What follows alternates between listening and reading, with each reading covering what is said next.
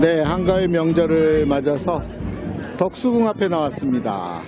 덕수궁 정문, 사실은 이게 정문이 아니에요. 정문은 사실은 이게 지금 동쪽을 향하고 있잖아요.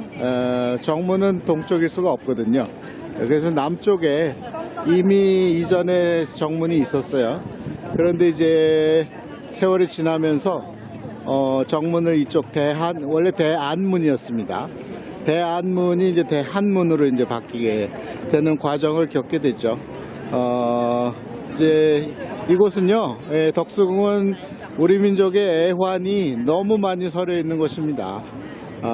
이 땅을 밟고 지나간 사람들, 특히 기억해야 될 게 고종임금이 결국은 일제강점기 들어가면서 우리 기록으로는 이제 독살당한 걸로, 일제시대 때 일본인들에 의해서 야간에 독살당한 걸로 우리는 알고 있죠. 그래서 고종임금의 장례식이 이 문을 통해서 나갔습니다. 그랬던 애환이 있는 덕수궁의 문이 되죠. 그래서 안쪽으로 들어가면 안쪽에 이제 정전이 있는 거죠. 보시는 것처럼 이제 정전이 저 안쪽에 있습니다. 다른 궁에 비해서 이 길이가 짧아요. 그래서 그 이유는 바로 이 자리는 원래부터 정궁으로 지은 궁이 아니고요. 월산대군의 사저인 거예요. 그 사저이기 때문에 그렇게 크지가 않습니다. 근데 이게 왜 정궁이 되었냐? 이 월산대군의 사저로 사용하던 중에 이제 무슨 일이 발생하냐면 나중에 이후에 임진왜란이 발생하잖아요. 그래서 이제 선조 임금이 북쪽으로 올라가서 피신을 했다가 돌아와 보니까 뭐 도성은 완전히 불바다인 거예요. 그러니까 경복궁도 다 태워버렸고, 그리고 창덕궁도 다 타버렸고, 갈 만한 곳이 없어서 선조 임금이 이곳을 임시로 이 월산대군 사저를 이제 궁으로 사용하면서 이제 5대 궁 중에 하나로 이제 나중에 들어오게 되죠. 그래서 저 뒤에 보면 제가 줌을 당겨 볼 텐데 이 정전 뒤에 건물이 하나 보여요. 저게 이제 선조 임금이 집무했던 건물인데 2층으로 되어 있어서 루입니다. 그 이름이 그래서 옛날에 임금께서 사용했던 곳이다. 그래서 서거당 이렇게 얘기합니다. 그래서 임금이 집무했던 곳, 그 뒤쪽에 있습니다. 어느 궁이든지 이제 정문이 있고 들어가는 정전이 있고, 그 다음에 정전 뒤쪽에 이제 집무실이 있는데 여기는 궁궐이 아니었기 때문에 뒤에다가 임시로 집무실을 지었던 거죠. 자, 그래서 이게 이제 덕수궁의 정전이 됩니다. 중화전이라고 하는 정전이고요. 여기서 이제 매일 아침 조례를 드렸던 문무백관이 들어와서 조례를 드려서, 여기 보시면 품계석들 있죠. 9개, 18개인 경우가 있고, 그거보다 좀 더 많은 경우가 있습니다. 좌측이 이제 무신, 무관들이 도열하는 곳이고, 우측이 이제 문관들이 도열하는 그런 품계가 되는데, 중요한 것은 앞에 3개, 1품, 2품, 3품, 그러니까 영의정, 좌의정, 그 다음에 그 밑에 그 다음 3개의 줄이 가장 중요한 줄입니다. 자, 그리고 이제 정전의 대부분은 이제 그 건물 형태에서 기억해야 될 게 침이라는 게 있어요. 지금 보시면 침이가 뭐냐면 화재를 막아달라고 하는 취지에서 제일 끝에다가 제일 위에 끝에 양쪽 끝에다가 물고기 꼬리를 형태의 구조물을 갖다가 설치하게 돼 있어요. 그게 치미입니다. 그러니까 치미라는 게 물고기 치에다가 꼬리 미입니다. 그러니까 물고기 꼬리라 이런 뜻이에요. 그래서 반드시 설치되어야 되는데, 지금 이거는 거의 없는 것이 나을 정도로 모양새가 갖춰지지 않은 침이 형태를 지금 보고 있네요. 그리고 이제 처마 끝에는 저렇게 동물 형상의 여러 개의 동물이 있습니다. 저거는 역시 뭐냐면 악을 퇴치하는 그런 역할을 하라고 이제 설치한 건데, 유래는 이제 그 삼장법사, 우리 서유기에 나오는, 그래서 원숭이도 있고 뭐 등등이 있습니다. 그러니까 악한 것을 막아달라고 하는 취지에서 저렇게 이제 두 번째로 이제 조치를 한 거고, 또 마지막 조치는 이 밑에 보면 물두멍이 두 개가 있어요. 앞부분에 항상. 자, 그리고 어울리지 않게 고궁 안에 현대 근대식 건물이 있어요. 요거는 덕숭 현대미술관, 그렇게 되는 거고요. 저 앞쪽에 있는 건물이 일제시대 때 지어지게 되는 대한제국을 상징하는 이제 구조물이 되는데, 그래서 이제 석주가 그러니까 그리스 로마 형태의 신고전주의 양식으로 지었어요. 그래서 페디먼트도 있고, 그리고 이제 석주의 양식을 이오니아 양식으로 이제 석주를 했습니다. 그래서 저 안에서 이제 고종 임금이 이제 진무를 본 거죠.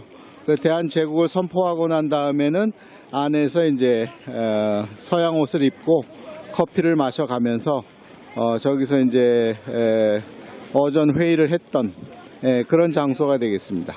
근데 이제 한 가지 아쉬운 거는요, 여기 지금 시민들이 쉬고 있는 곳인데 이게 지금 등나무예요. 이건 사실은 일제시대의 잔재입니다. 이거는 빨리 없애줘야 됩니다. 이게 이제 왜 등나무냐면, 일본에 지금 제가 계속 열도백제, 반도백제를 하고 있지만, 그 유명한 나카토미노 카마타리, 나중에 후지와라 씨를 하사받게 되는 그 후지 할 때 후지가 등이에요. 등나무 등자입니다. 그래서 이 후지와라와 관련되는 사찰이나 진자나 절에 가면 어디든지 이 등나무가 설치되어 있어요. 이 등나무가 설치되어 있으면 이거는 후지와라와 관련된 건물이구나 이렇게 이제 인식하게 되는데, 그 왜 이 등나무가 여기에 여전히 남아 있느냐? 바로 이토 히로부미, 이등 방문이죠. 이토 히로부미의 이토가 이등 할 때 등이 등나무 등자입니다. 이토 히로부미가 나중에 후지와라 씨 계열로 양자 입적을 해요. 원래 이토 히로부미는 하야시 임시입니다. 임시성은 한국성이에요. 경상도 또는 백제 지역의 성인데, 이 조상이 다시 말해서 경상도 사람이라 이 말이에요. 근데 이제 이 서울로 태어나서 이 야마구치 현에서 자라면서 출세를 하기 위해서 이토 후지와라 계열로 양자 입적을 하게 돼요. 그래서 양자 입적하면서 성을 이토로 바꿉니다. 그러면서 이제 이 후지, 다시 말해서 등나무가 이곳에까지 설치가 된 거예요. 그러니까 이거는 일제시대의 잔재이기 때문에 이거 나무를 바꿔줘야 됩니다. 더 좋은 나무는 저 앞에 있잖아요. 고종임금의 이 대한제국을 상징하는 오약꽃이, 자두꽃이 있잖아요.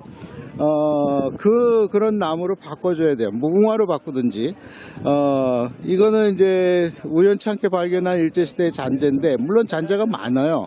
저 앞에 있는 석조 건물 역시도 일제시대 때 지어진 석조 건물이어서 저것도 그냥 두고 있다는 것도 좀 아쉬움이 많죠. 왜냐면 우리의 색깔은 앞에 있는 궁궐, 조선 궁궐인데 거기에 근대식 건물이 들어있는데 그대로 유지하고 있다. 그것도 좀 아이러니한 부분이긴 합니다.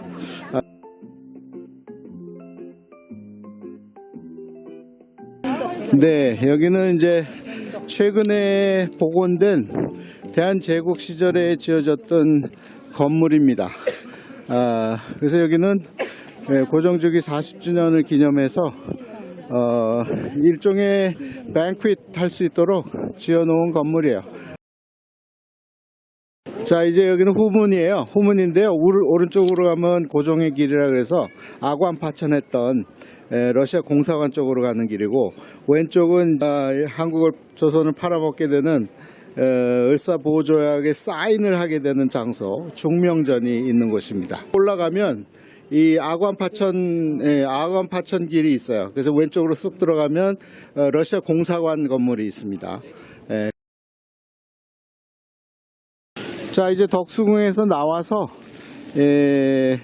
마주치게 되는 아주 옛 건물이 있습니다. 바로 이 1885년에 처음으로 이제 그 공식적으로 선교사의 입국을 허락하게 되는데, 그때 입국한 첫 멤버 중 한 사람인 아펜젤러. 아펜젤러는 감리교 교회의 선교사였죠. 그 아펜젤러가 와서 여기다가 이제 회를 짓게 되는데, 그게 바로 이 정동제일교회입니다. 우리나라 가요의 가사에도 나오는 덕수궁 돌담길 자그만 교회당 할 때 그 교회당이 바로 여기 아펜젤러 선교사가 세웠던 정동제일교회. 최초의 교회는 아닙니다. 최초의 교회는 저 위쪽에 세문안교회도 있고, 연도는 이제 알아봐야 되는데, 세문안교회, 그리고 여기 정동제일교회, 그리고 남대문에 있는 상동교회, 그것들이 다 초기 선교사들, 아펜젤러나 또 언더우드, 그리고 스크랜턴 등에 의해서 지어지게 되는 교회인데, 여기가 이제 결국은 이후에 외교가의 중심이 되는 거예요. 여기에 러시아 공사관도 있고, 또 영국 공사관도 있고, 또 저쪽에 가면 이제 영국 성공회 건물도 있고, 이쪽에 각국의 독일과 등등 외국의 공관들이 여기 있었기 때문에, 그래서 여기가 굉장히 정치 1번지가 되는, 대한제국 시절에 정치 1번지가 되는 곳이 되겠습니다.